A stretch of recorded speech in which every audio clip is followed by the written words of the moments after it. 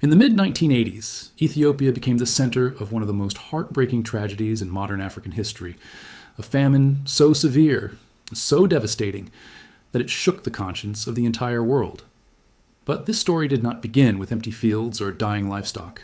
It began with a nation caught in the crossfire of war, politics, and the relentless power of nature. In the northern regions, Tigray and Wallo, drought had returned again and again. Rains failed, crops withered, rivers shrank into dry, cracked patterns across the land.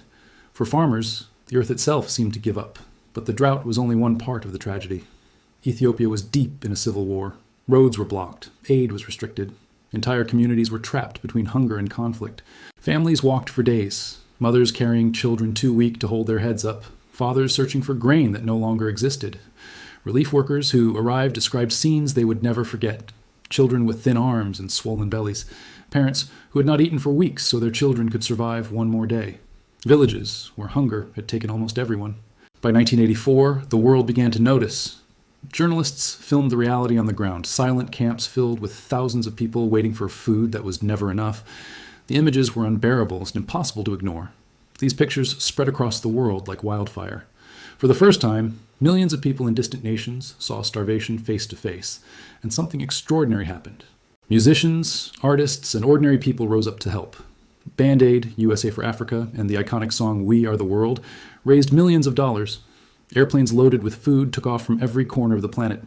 Doctors, volunteers, and aid workers flooded into Ethiopia, determined to save as many lives as they could. Even so, the famine took more than 1 million lives.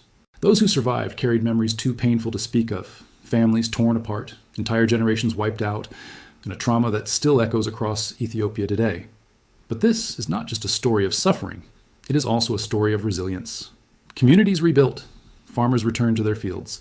Aid organizations worked with local leaders to build early warning systems, better farming practices, and food reserves. And in the years that followed, Ethiopia transformed, slowly, patiently. The country built a stronger agricultural system, expanded irrigation, and prepared better for future droughts. The famine of the 1980s remains a scar, a reminder of how fragile life can be and how devastating the combination of war, poverty, and nature can become. But it is also a reminder of something else. When humanity sees suffering and chooses to act, lives can be saved, futures can be rebuilt, and nations can rise again. The Ethiopian famine was a tragedy, but the courage of its survivors and the compassion of the world turned it into a lesson that still echoes across Africa. Never again should hunger be allowed to silence a nation.